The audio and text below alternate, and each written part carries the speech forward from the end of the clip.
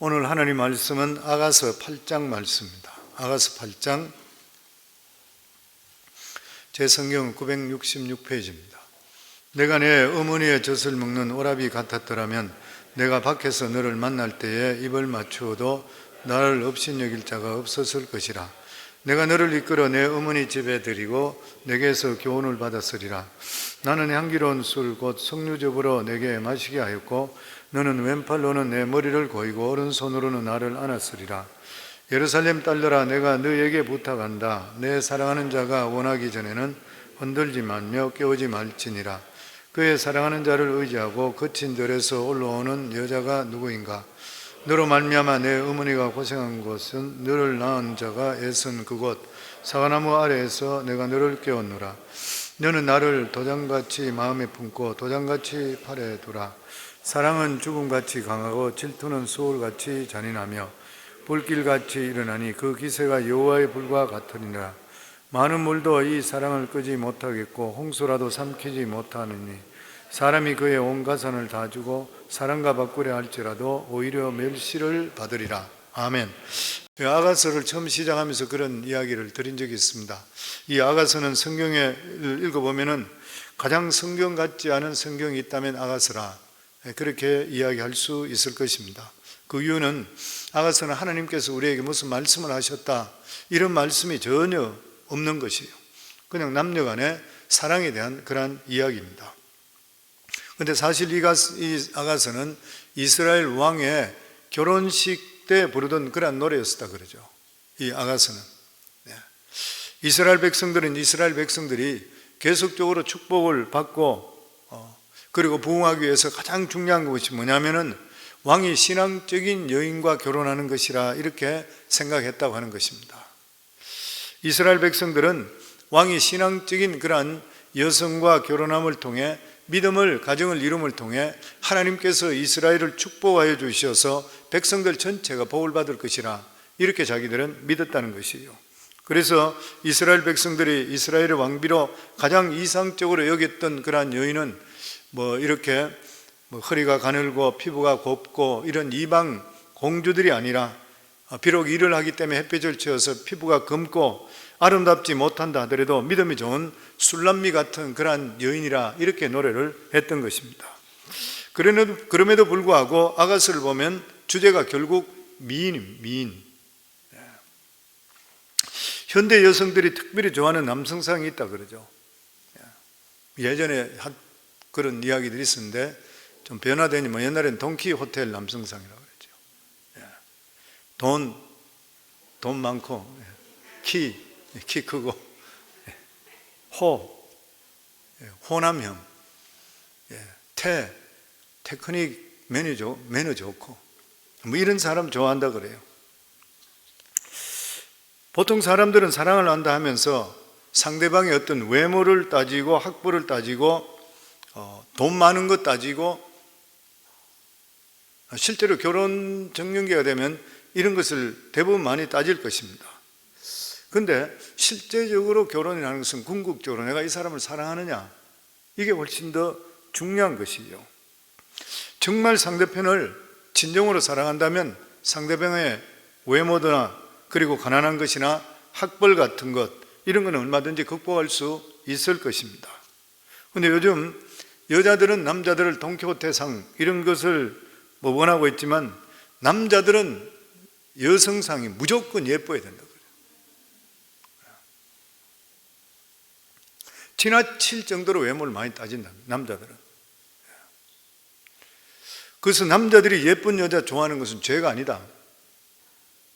그리고 실제적으로 뇌 기능을 촬영했는데 남자들이 예쁜 여자를 보게 될 때는 뇌가 굉장히 활성화되고 기분이 좋아진대요. 그 부정적인 것이 없어진다 그래요. 이 남자들은 시각적이야 보면. 그래서 날씬하지 않거나 얼굴이 예쁘지 않으면 아예 사귀려고 하지를 않는다 그래요. 그런데 이런 외모 지상주의 때문에 결혼이 실패한다 그래요. 결국 인생의 위기를 닥칠 때 이길 수 있는 힘은 얼굴이 잘생겼으니 똑똑한 것이나 돈 잘 번다고 되는 것이 결코 아니라는 것이에요. 누군가가 사랑을 받고 서로 간에 사랑하고 그리고 사랑받기 때문에 자신감이 있는 이러한 사람, 위기를 뛰어넘을 수 있는 능력이 임하게 되어 있는 것이고 인생을 승리하게 되어 있는 것입니다. 어제 저녁에 한 청년을 만났는데 일부러 청년 일하는데 상당히 필요하다 해서 저희 부부 같이 간 적이 있어요. 제가 별로 그 음식을 별로 좋아하는 음식 아닌데 어쨌든 가서 먹으면서 만나서 이야기를 했어요. 그러면서 어떤 사랑에 대한 자존감이 많이 내려갔던 그런 청년이에요. 하나님께 사랑하시고 또 우리가 관심을 갖고 있다, 이런 것들을 이야기해 주면서 본인의 자신감이 올라오는 그런 모습들을 보게 되었습니다. 우리가 어떤 사람에게 자신감을 불러넣어 준다는 것은 정말 위대한 일이고 대단한 일인 것이죠. 오늘 이 아가서 말씀은 아가서의 마지막 말씀입니다. 이 본문 말씀은 이 술람미 여인이 과거를 회상하면서 자기 인생에 겪었던 여러 가지 위기, 어려움이 굉장히 많이 있었던 것, 그러면서 이 술람미 여인이 그 많은 반대나 위기를 이기고 그리고 승리할 수 있었던 것은 솔로몬으로부터 받았던 그 사랑에 대한 자신감 때문이었다, 이렇게 말하고 있는 것이요. 오늘 우리 마음속에서도 누군가가 나에게 자신감을 주고 있다면, 그리고 그것이 사랑을 통해 자신감을 주고 있다면 어떠한 어려움이나 불경기도 뛰어넘을 수 있는 능력이 나타날 것이고 아름다운 인생을 살아가게 될 수 있을 것이에요. 예전에 제가 기억에 맞는데 자동차 포드를 자동차 처음 만들었던 헨리 포드가 아내를 사랑하기 때문에 자기는 아내하고 같이 있으면 지구가 아니라 딴 데라도 둘이만 있어도 자기는 행복할 것이다 그랬는 거예요. 누군가가 자기를 사랑해 주게 되면 자기 자신이 자신감을 가지게 되는 것입니다. 특별히 부부간에 살아갈 때에 남편은 아내를 사랑해 줘야지 아내가 자신감을 가지게 돼요. 물론 남편도 마찬가지고 아내로부터 사랑을 받아야지 남편도 어디든지 자신감을 가지고 그리고 힘차게 일을 할 수 있게 되는 것이에요. 이 술람미 여인은 처음 솔로몬을 만나면서 다른 사람들이 자기를 오해하고 좋지 않은 말을 퍼뜨린 것 때문에 많은 어려움을 당했습니다.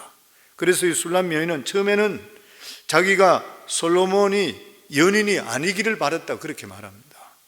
1절 말씀 저희 같이 읽겠습니다. 내가 내 어머니의 젖을 먹는 오라비 같았더라면 내가 밖에서 너를 만났을 때에 입을 맞추어도 나를 업신 여길 자가 없었을 것이라.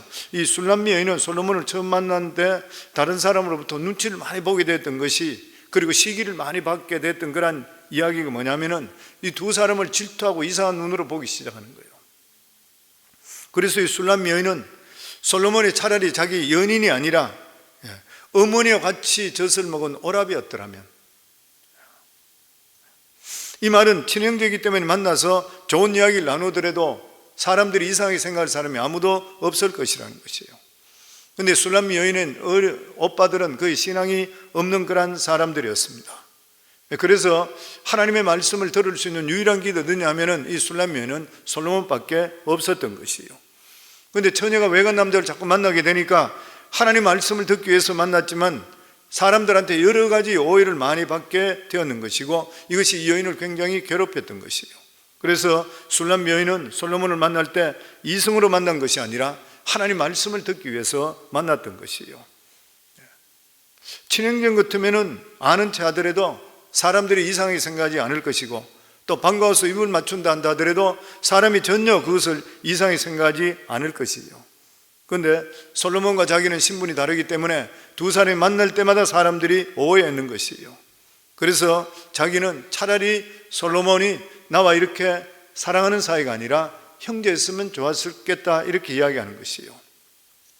그런데 왜 술람미 여인은 솔로몬을 좋아하게 됐는가? 그것은 다른 이유가 있기 때문인 것입니다. 이 술람미 여인이 솔로몬을 좋아했던 것은 솔로몬이 돈이 많고 왕자이기 때문이 아니었던 것이에요. 술람미 여인이 솔로몬을 좋아했던 것은 만날 때마다 하나님 말씀을 듣게 돼요. 지금까지 자기가 한 번도 들어보지 못했던, 자기는 일만 하고 그냥 집에서 거의 버림받듯이 포도원이나 가꾸던 이러한 여인에서 솔로몬을 만남을 통해 자기가 얼마나 존귀하다는 것을 깨닫게 되는 것이에요. 솔로몬이 시골의 술람미 여인을 만날 때는 솔로몬 자신도 인생에서 가장 어려운 시기였었습니다. 아마 솔로몬이 형들에게 밀려서 시골의 유배 생활 같은 생활을 하며 양을 치는 목동 노릇을 할 때였던 것 같아요. 아마도 이 솔로몬과 술람미 여인은 모두 어렵고 절박할 때 서로 만나게 되면서 서로 간에 도움이 필요했던 것이요, 위로해주고. 그래서 이들이 만난 것은 돈을 보고 만난 것도 아니고 심심풀이 장난하는 것도 만난 것을 아닌 것이요, 순수한 동기에서 서로가 도움이 되었기 때문에 만났던 것입니다. 그런데 사람들 중에는 보면은 어려울 때는 서로 사랑하지만 성공하고 난 뒤에 상대를 버리는 사람들이 있습니다.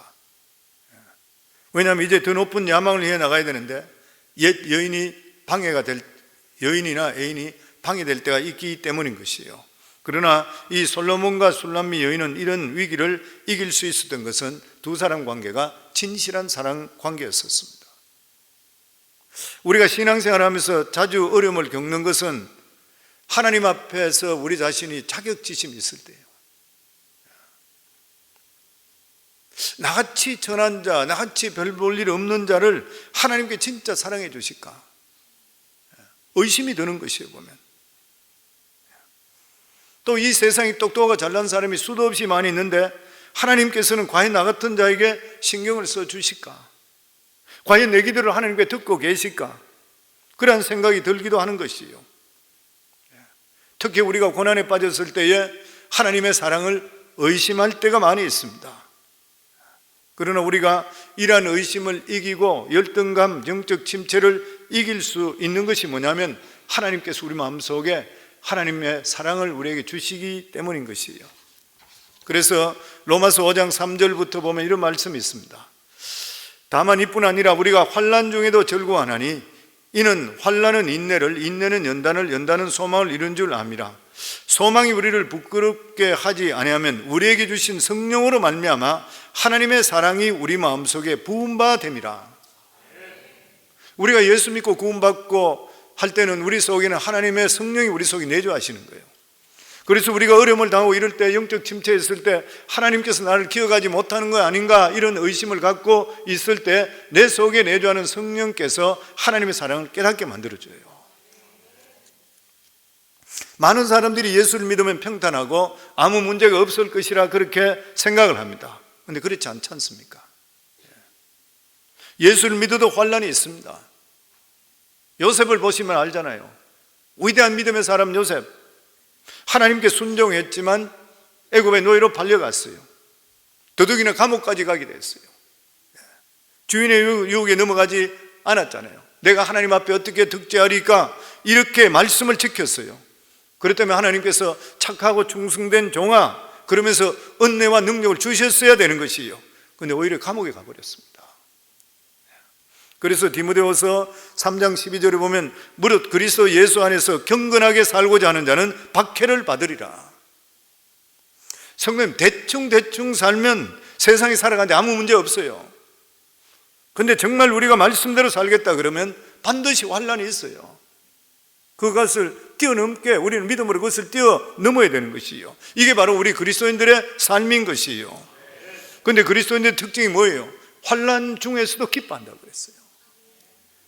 세상 사람들과 믿음을 가진 사람들의 결정적인 차이점이 뭐냐면 환난이 있고 없고가 아니라 환난은 누구에게나 있을 수 있는데 세상 사람들은 환난 당하면 지긋지긋하다 그래요.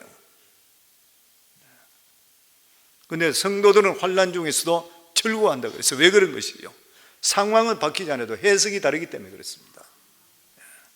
왜냐하면 그 가운데서 하나님의 사랑을 발견하게 되는 것이고 내가 믿음을 가지고 있음을 통해 모든 일이 그 가운데 하나님의 뜻이 있다는 걸 믿고 합력의 선을 이루어줄 걸 믿기 때문인 것이에요. 그래서 내 삶 속에 어려움이 있다면 이것을 통해서 하나님께서 무슨 일을 준비하고 계실까? 이게 신뢰잖아요.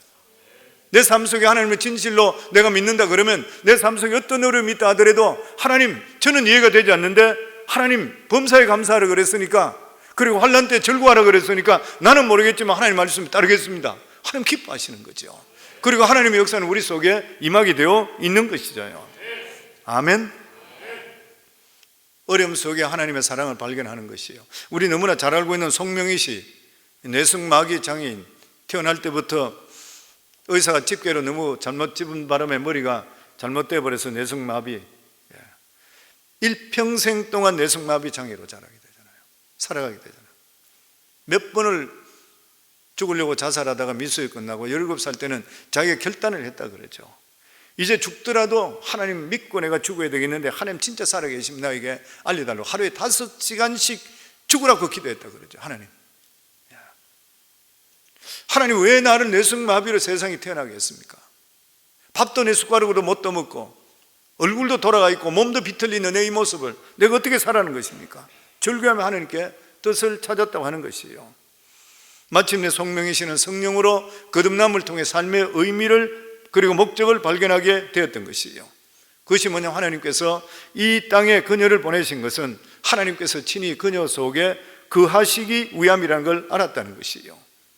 이걸 알게 되니까 너무나 기뻐서 우리가 너무나 잘 알고 있듯이 찬양 많이 부르듯이 나 가진 재물 없으나 나 남이 가진 지식 없으나 남에게 있는 건강이 있지 않으나 남이 없는 것 있으니 나 남이 못 본 것을 보았고, 수많은 사람이 하나님 못 봤잖아요. 근데 하나님 못 본 것을 보았고, 나 남이 듣지 못한 음성 들었고, 성령의 음성 들으면 얼마나 기뻐요.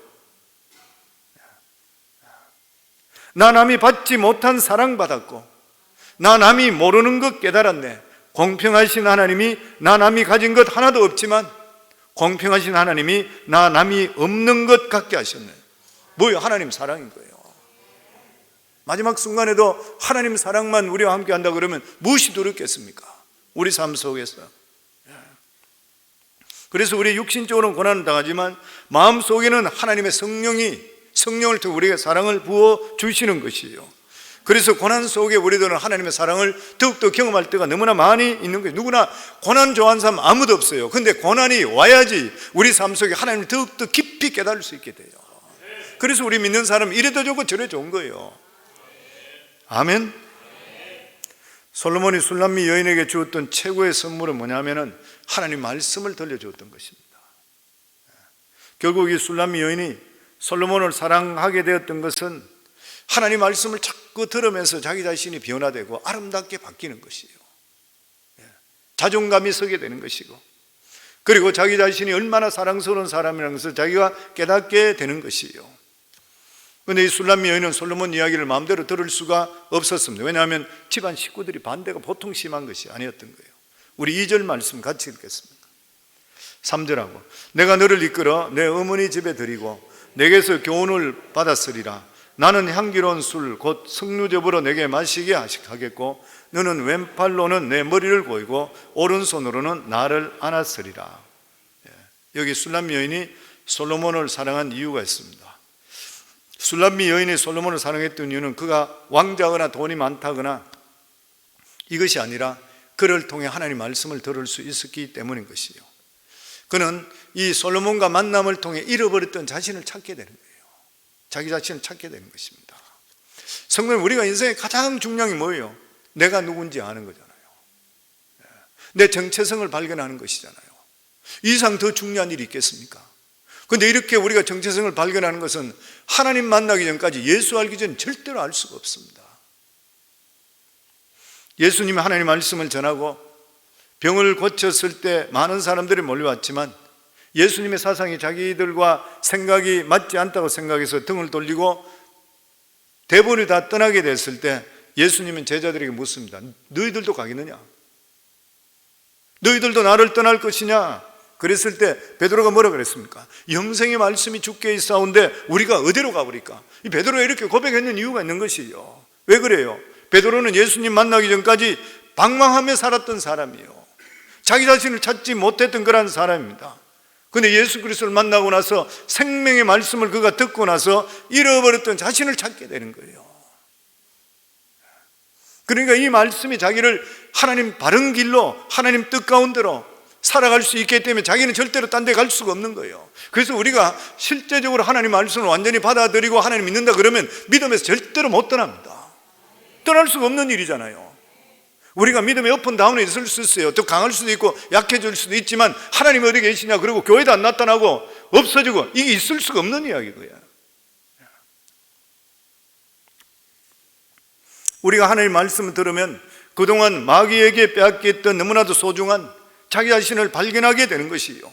이 이상 더 중요한 것이 어디 있습니까? 우리가 만약 하나님을 모른다 그러면은 그냥 이 세상에 공부 열심히 하고 돈 많이 벌고 뭐 좋은 차 타고 좋은 집 짓고 막 이러면서 이게 성공이냐 하다가 그냥 죽으면 지옥 가는 거예요.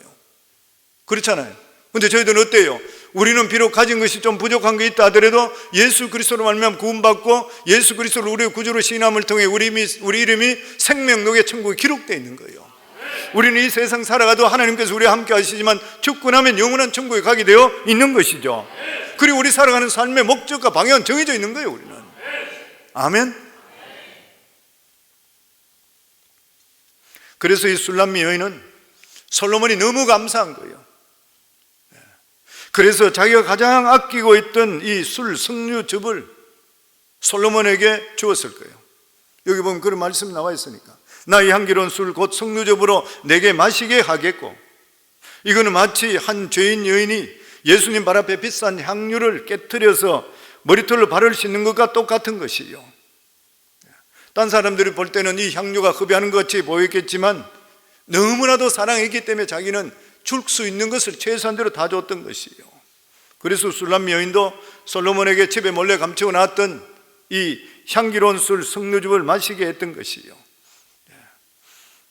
이것을 만약에 집에 형제들이 안다든지 집 사람이 알면 난리가 났을 것이에요. 그런데 솔로몬은 너무나 감사했던 이 여인의 그 마음을 받아줬던. 그래서 너는 왼팔로 내 머리를 고이고 오른손으로 나를 안았으리라. 이 솔로몬이 이 술람 여인을 안아주는 것이에요. 보면 솔로몬이 볼 때는 술람미 여인은 하나님을 모르던 사람이 하나님을 알면 통해서 그 사람이 얼굴도 바뀌고 표정도 바뀌지만 삶 바뀌면 생각 자체, 말하는 자체가 바뀌는 거예요. 그 변화를 보는 것이에요. 아마 이 세상에 살아갈 때 하나님 말씀을 받으면서 믿음 안에 살아가는 그 모습만 바뀌는 만큼 더 아름다운 것은 없을 것입니다. 아무리 사람이 화장을 잘하고 뭐 남자가 아주 뭐 미남이고 뭐 온갖 거 다 한다 하더라도 하나님 모른다 그러면, 근데 정말 하나님 말씀을 받아들이면서 내 삶이 변화되고 그리고 입에 고백할 때마다 하나님의 기뻐하는 말들이 나오기 시작할 때 진짜 그 사람 아름다운 사람들이에요. 그 솔로몬이 술람미를 아름답고 이 나오는 그 모습이 너무 아름다워. 그래 안아주는 거예요. 그리고 진짜 사랑하는 것이에요 보면. 네.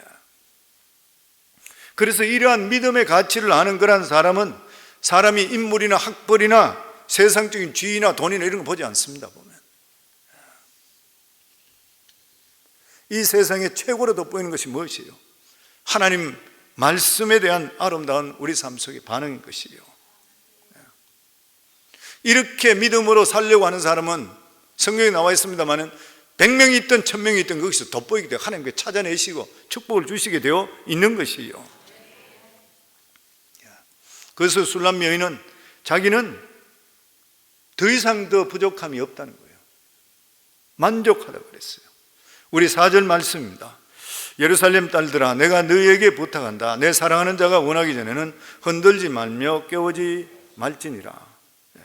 사람이 자기에게 필요한 것을 모두 다 가지고 있으면 더 이상 다른 것은 필요가 없습니다. 더욱이나 지금 사랑에 취해져 있다면 더욱더 그런 것이에요. 성도는 하나님과 사랑에 깊이 취한 적이 있습니까? 하나님 말씀 때문에 내가 너무나 내 마음속에 하나님이 주시는 은혜와 평강과 사랑이 내 속에 넘친 것을 경험해 보셨습니까? 이걸 경험하게 될 때는 세상에 필요한 것이 하나도 없어져요. 필요가 없어. 지금 똑같은 그 말인 것입니다. 돈 많이 버는 것도 필요 없고 다른 사람이 나를 알아주는 것도 귀찮아요. 유명해지는 것도 원치를 않는 것이에요. 우리가 원하는 것은 하나님과 깊은 관계를 맺기 시작하면 내가 원하는 것은 아무도 없는 곳에 하나님 말씀을 묵상하고 싶어. 그리고 하나님과 계속 교통하고 싶어. 계속 하나님 주시는 말씀, 하나님 그렇죠 이렇지요, 예 그렇지요, 어떻게 했습니다, 하나님 너무 힘들어요, 하나님 너무 사랑해요, 뭐예요, 계속 대화가 이루어지는 것이에요. 혼자서 묵상하더라도 하나님 주시는 그 기쁨이 말로 할 수가 없는 것이에요. 그래서 은혜 받은 그러한 성도들은 이 요란하게 많은 사람 만나는 거 별로 좋아하지 않아요 보면.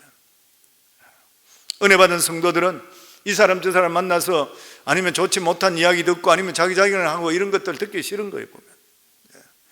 오직 성도들이 깨닫는 하나님 말씀을 자꾸 생각하며 그 말씀을 생각할 때마다 웃기도 하고 눈물 흘리기도 하고 황홀경에 빠지는 것이죠 보면. 근데 이 술람미 여인이 있었던 또 하나의 어려움이 뭐냐면 가족 중에 오빠들이 이 동생 술람미 여인이 너무 어리다고 집에서 나가지 못하게, 집에 그냥 감금하듯이 나가지 못하게 했어요. 8절하고 9절 말씀 같이 읽습니다. 우리에게 있는 작은 누이는 아직도 유방이 없구나. 그가 청혼을 받는 날에는 우리가 그를 위하여 무엇을 할까? 그가 성벽이라면 우리는 은망대를 그 위에 세울 것이요, 그가 문이라면 우리는 백향목 판자로 두르리라. 무슨 말이에요? 여기 보면 우리에게 있는 작은 누이는 아직도 유방이 없구나. 이 미성숙하다. 몸이 아직까지 성숙되지 못했다. 너무 어리기 때문에 이성과 교제하든지 청혼을 받아들일 수 있는 조건이 못 된다, 그 말인 것이에요. 그래서 이 오빠들은 술람미 여인을 위해서 망대를 세워서 딴 사람 만나지 못하도록 감시하거나 백향목 판자로 문을 그냥 막아버리는 거예요. 왜 이렇게 철저하게 막으려고 그런 것이에요? 두 가지 정도로 생각해 볼 수 있습니다. 하나는 오빠들은 이 술람미 여자를 믿지 못했던 것이에요. 대부분의 모든 여자들은 평범하게 살다가 평범하게 결혼하려고 그래요. 근데 그 당시에 여자들은 인격적으로 인정해 주지 않았습니다. 여자를 문물교환하듯이 이렇게 사고팔고 할 정도로 이렇게 생각했던 것이에요. 그런데 술람미 여인은 하나님 말씀을 받으면서 정체성이 확립이 되어 버렸습니다. 하나의 인격체로서 자기가 대접받기를 원했던 것이에요. 그러면 술람미 여인은 부모, 오빠 말을 듣지 않고 고집을 부리게 되니까 부모들이나 오빠가 싫어하게 됐던 것이에요. 믿음 안에 들어가게 될 때는, 믿음을 가지게 될 때는 세상 사고하고 틀린 것들이 많이 있습니다. 예를 들어 청년들이 교회에 와서 은혜 받지 않고 그냥 시시하게 믿고 그냥 세상 일에 열중하고 이러면 집에 부모들이 말을 안 해요. 아무 말도 하지 않습니다. 그런데 만약에 교회에 와서 자녀들이 특별한 은혜를 받음을 통해서 열심을 내기 시작하고 혹은 선교사든지 아니면 목회자로서 소명을 받았다 그러면 너무 싫어하게 됩니다. 자기 부모들은 그냥 교회에서 적당히 가기를 원했는데 깊이 믿음 안에 들어가는 거 원하는 부모들이 그렇게 많지는 않는 거예요. 많은 사람들이 그렇습니다. 믿음이 연약한 사람들은.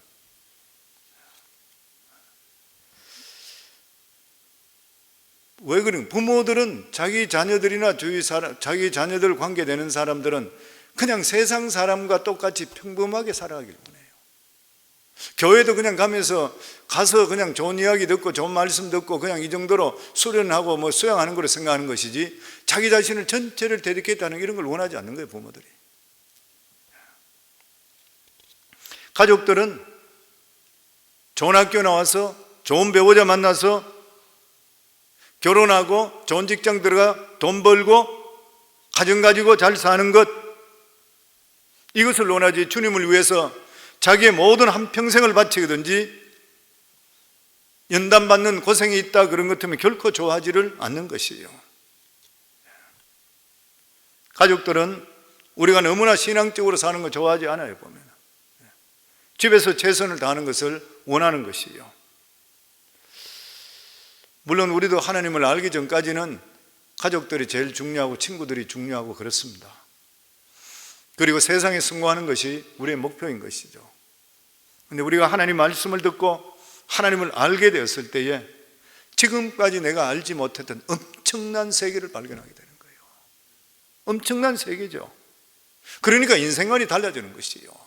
그리고 정말 하나님 만나고 그 성령 받고 하면 인생관이 달라질 수밖에 없는 것이죠. 보면 내가 지금까지 옳다고 믿었던 그것이 믿음 안에 들어가 보니까 아닌 것이 너무 많아요. 그때부터 우리는 부모나 가족도 중요하지만 하나님 뜻이 더 중요하다 생각하고 하나님 뜻대로 살려고 노력하게 되어 있는 것이에요. 그러면 부모나 형제들이나 친구들 어떻게 생각합니까? 자기들을 배반했다고 배신감을 느끼게 돼요. 예수님께서도 공생애를 시작하게 됐을 때 예수님의 가족들도 예수님 보고 미쳤다 그랬어요. 그래서 예수님 잡으러 왔잖아요. 보면 형제들이. 우리는 여전히 부모님을 사랑하고 형제를 사랑하지만 하나님을 알고 나서는 완전히 그들의 뜻대로 살 수는 없는 것이에요.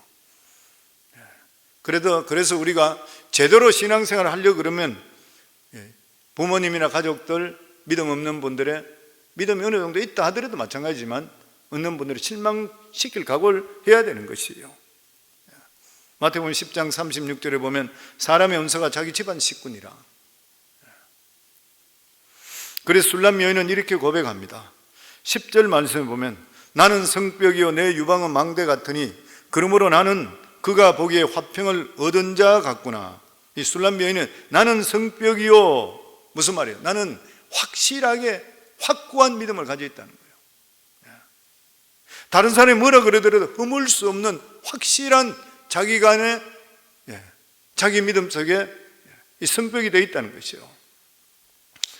술람 여인은 하나님 말씀을 들으면서 자기 가치를 찾게 되었고, 그리고 자기가 어떤 길을 살아야 될 것을 자기가 알게 되었다는 것이에요. 그리고 여기 보면 내 유방은 망대 같으니, 내 유방이 없는 것이 아니라 가족들이 생각하는 만큼 나는 그렇게 어린 자가 아니라는 거예요. 충분하게 나는 판단할 수 있고 생각할 수 있고 나는 잘한 사람이라. 오히려 오빠들이 세상적으로 내 수준을 따라오지 못한다 그랬던 것이에요. 어떻게 해서 이 술람 여인이 이렇게 자신감을 가지게 된 것입니까? 하나님께서 하나님을 알게 되고 하나님 말씀을 들을 때 이 술람 여인은 엄청스러운 지혜를 주시는 거예요. 그러니까 다른 사람의 수준을 뛰어넘게 되는 것입니다. 그래서 우리들도 하나님 말씀을 끊임없이 마음속에 묵상하시고, 그리고 정말 말씀 중심적으로 살아가시게 되면 세상 사람들이 갖지 못한 지혜를 갖게 됐어요. 왜냐하면 성령을 통해 우리 영적 통찰력을 주시기 때문에 그래요. 딴 사람들은 세상 지식은 있는지 모르지만 어떤 일을 판단할 때는 헤매게 돼 있거든요. 근데 우리는 성령의 능력을 통해서 하나님 말씀을 묵상하고 기도하다 보면 나에게 하나님께서 영감을 주시게 되어 있습니다. 드디어 이 술람미 여인은 모든 반대와 모든 시련을 다 극복하고 솔로몬과 함께 거친 광야로 건너오게 됩니다. 5절 말씀 저희들 같이 한번 읽겠습니다. 그의 사랑하는 자를 의지하고 거친 들에서 올라오는 여자가 누구인가? 너로 말미암아 내 어머니가 고생한 곳, 너를 낳은 자가 애선 그곳 사과나무 아래에서 내가 너를 깨우노라. 이 술람 여인은 솔로몬을 만나기 전까지 많은 어려움이 있었고 만난 후에도 어려움이 있었습니다. 이것은 마치 광야를 통과하는 것과 같은 것이에요. 이 거친 광야는 잘못하면 길을 잃어버려서 광야에서 헤매다가 죽기가 십상인 것이고, 더더욱이나 광야에는 독사나 정갈 같은 것이 있기 때문에 굉장히 위험한 것이에요. 그런데 이 술람 여인은 하나님의 주시는 은혜를 깨닫고 나니까 솔로몬을 만나기 전에 누군가가 보이지 않는 손이 자기를 지켜줬다는 거예요. 성령, 우리가 예수 믿기 전에도 하나님께서 우리에게 택한 자이기 때문에 우리를 하나님이 보호해 주신 걸 믿으시는가요? 저는 굉장히 많이 그걸 느낍니다. 예수 믿기 전에도 위험이나 여러 가지 이런 일들이 다 있었는데도 하나님께서 지켜주지 않으면 어떻게 그런 일이 있을 수 있을까? 우리가 하나님 모르고 우상을 섬기면서 악한 길을 갈 때에도 하나님은 보이지 않는 모습으로 조용하게 우리 삶 속을 보고 계시고 찾아오시고 우리와 동행해 주셨던 것이에요. 그래서 우리가 큰 위험에 빠지게 됐을 때에 하나님께서 우리를 건져주시고, 우리가 실제로 믿음이 없을 경우 속에서 그런 것이에요. 근데 그것도 모르고 우리 마음대로 우리 생각대로 그냥 살았는데, 그러다가 어느 순간에 예수님 만나는 순간에 예수님이 눈에 보이면서 우리 삶을 되돌아보는 순간에 하나님께서 나를 여기까지 이끌어 주셨구나 깨닫게 돼요. 아멘. 그러면서 여기 위대한 사랑의 고백이 나옵니다. 6절 말씀 같이 읽겠습니다. 너는 나를 도장같이 마음에 품고 도장같이 팔에 두라. 사랑은 죽음같이 강하고 질투는 스올같이 잔인하며 불길같이 일어나니 그 기세가 여호와의 불과 같으니라. 여기에 사랑에 대해 몇 가지 비유를 드는데, 하나는 사랑을 도장, 인장이에요. 인장, 사람 도장이 찍히는 거예요. 어떤 표시인 것이죠. 사랑은 뜨거운 불과, 여기 보면 너는 나를 도장같이 마음에 품고 도장같이 팔에 두라. 사랑은 죽음같이 강하고 질투는 스올같이 잔하여 불길같이 일어나니 그 기세가 여호와의 불과 같도다. 사랑은 뜨거운 불과 같아서 사랑하는 사람에게는 반드시 흔적이 있게 되어 있습니다. 불이라고 그래서 화상이죠. 그래서 이 화상은 시간이 아무리 오래 가도 지워지지 않아요. 그래서 남녀 간의 사랑도 마찬가지잖아요. 사랑이 지워져요? 절대로 안 지워집니다. 도장 찍기도 인장이 찍혔기 때문에 그래요. 하나님께서 우리를 사랑해서 사랑이 불같이 뜨겁게 피어오르면서 흔적을 남겼는데, 하나님께서 우리에게 주신 흔적이 뭐예요? 예수 그리스도의 못자국, 예수님의 옆구리에 창으로 찔린 자국, 우리를 사랑하는 흔적이잖아요. 십자가 예수님 제가 못 박히신 것이 하나님께서 우리에게 보여주시는 얼마나 정확한 흔적입니까? 사도 바울도 그런 이야기 했어요. 내 몸에 흔적이 있다 그랬어요. 갈라디아 6장 17절에 보면 이후로는 누구든지 나를 괴롭게 하지 말라. 내가 내 몸에 예수의 흔적을 지니고 있노라. 이 흔적은 우리를 구원하기 위한 흔적이요, 영원토록 자랑의 흔적인 보혈의 흔적인 것이요. 그리고 또 하나는 뭐냐면 질투의 불입니다. 질투의 불. 서울같이 잔인하며 불길같이 일어나니 그 지세가 여호와의 불과 같으니라. 남녀 간의 사랑은 서로 완전히 소유하기를 원하기 때문에 질투하는 사랑입니다.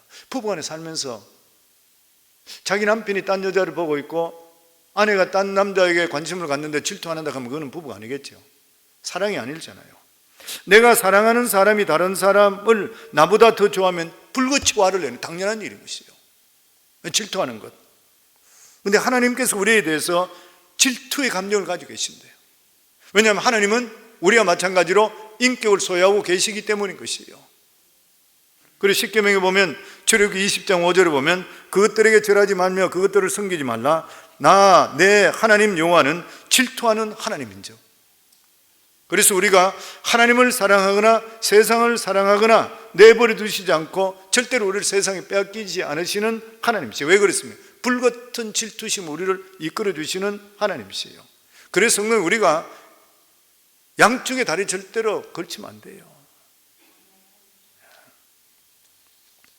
그런데 우리가 한편 생각해 보면은 하나님께서 우리에게 대해서 사랑하기 때문에 질투감을 갖다는 것이 이해가 잘 안 되는 것이에요. 왜냐하면 우리 자신들이 어떤 질투를 하나님으로부터 유발시킬 수 있는 존재가 못 된다 생각하는 거예요. 그러나 하나님께서는 우리를 너무나 사랑하시기 때문에 자기 아들 독생자까지도 주시면서 우리를 사랑해요. 이거는 천국 가봐야 알아봐야 돼요. 우리 같은 자를 어떻게 사랑했는지. 이것은 하나님께서 우리를 위해서 질투한다는 것은 엄청난 특권이고 축복이에요. 하나님께 질투하시는 것은 그만큼 우리를 사랑하셔서 독생자를 십자가에 못 박아 죽이기까지 한 사랑인 것이에요. 에베소서 1장 7절에 보면 우리는 그리스도 안에서 그의 은혜의 풍성함을 따라 그의 피로 말미암아 속량 곧 죄사함을 받았느니라. 에베소 1장 13절에 보면 그 안에는 너희도 진리의 말씀 곧 너희의 구원의 복음을 듣고 그 안에서 또한 믿어 약속의 성령으로 인치심을 받았으니. 어떻게 죄사함을 받을 수 있느냐 하면 그리스도의 피로 말미암아 죄사함 받는다 그랬습니다. 그리고 이렇게 죄사함 받은 데 결과는 뭐냐면 성령의 인침이 있다 그랬어요. 여기 인침이 똑같은 말이에요. 도장이에요. 도장 찍힌다는 것이에요. 도장을 찍는다는 것이 무엇이에요? 권위잖아요. 임금이 도장을 꽝 찍으면 권위잖아요. 그는 번복할 수 없는 것이에요. 보면 성령에 인쳤다는 것은 하늘의 권위가 우리 속에 임했다는 것이에요. 그리고 또 무슨 말입니까? 도장 찍혔다는 것은 소유주가 있다는 말이에요. 소유주. 우리는 소유물이라는 그런 의미인 것입니다. 가축이나 짐승의 엉덩이 도장 찍는 것과 마찬가지로 그 짐승이 보면은 엉덩이나 귀에다 뭐가 도장이 찍혀있다 그러면 주인이 있다는 그런 말인 것이에요. 우리들도 마찬가지로 성령의 인침을 받았다는 것은 우리는 하나님의 소유물이라는 거예요. 주인이 있다고 하는 것입니다. 주인이 있다는 것은 무엇이에요? 안전이 보장된다는 겁니다. 주인이 있는 손은 함부로 못 걸려요. 건드렸다 하면 도둑놈 잡혀가요. 우리는 성령으로 인침을 받았기 때문에 함부로 우리를 악한 것들이 건드릴 수가 없는 것이에요. 다시 말하면 우리의 모든 삶의 안전보장은 하나님께 지켜주신다고 하는 거예요. 그게 우리가 예수 믿고 하나님 은혜 속에 산다는 것이 얼마나 귀하고 감사한 일인지를 모르는 것이에요. 보면. 아멘. 믿으시는가요? 마지막으로 13절 저희들 같이 읽겠습니다. 너 동산에 거주하는 자야 친구들이 내 소리에 귀를 기울이니 내가 듣게 하려무나 내 사랑하는 자여 너는 빨리 달리라. 향기로운 산 위에 있는 노루와 같고 어린 사슴과 같으니. 주님과 한번 광야를 거쳐놓은 그러한 사람, 믿음의 고난을 이기는 그러한 사람, 이러한 사람은 주님의 주시는 은혜와 능력을 자유자재로 사용할 수 있게 되는 것이고, 그리고 하나님께서 독수리같이 훨훨 나르게 만들어 주신다는 그러한 약속의 말씀입니다. 왜냐하면 여기 보면 노루와 어린 사슴과 같이 마음껏 뛰놀 수 있도록 만들어 주신다고 하는 것입니다. 사랑하는 성도님들, 우리가 하나님 말씀 듣는 것보다 더 중요한 일은 없습니다. 술람미가 하나님 말씀을 들음을 통해서 자기 인생도 변화됐지만 자기 살아가는 삶이 뭘 위해 살아가는지를 알 수 있게 되는 것이고, 하나님이 주시는 엄청스러운 은혜와 축복을 받고 인생이 바뀌는 여인이 됐던 것이에요. 저희들도 그렇잖아요. 별 볼 일 없는 사람이 하나님이 주시는 말씀 받음을 통해 하나님의 귀한 자녀 되게 하시고, 하나님께서 우리 주인 되시고 우리를 인쳐 주시고 여기까지 이끌어 주시고 우리를 인도해 주시어 천국까지 이끌어 주실 하나님께 감사할 뿐만 아니라 매일매일 살아가는 삶 고난 가운데서도 우리는 하나님 바라보고 오히려 기뻐하며 감사할 수 있는 이러한 삶, 세상 사람들이 어떻게 이렇게 살 수 있습니까? 저는 우리 성도님 모두 다 하나님과 동행하는 이러한 삶을 통해서 정말 세상을 여기에 나오는 말씀대로 어린 사슴같이 뛰고 독수리같이 훌훌 날릴 수 있는 그러한 신앙인들이 다 될 수 있기를 주의 이름으로 축원합니다.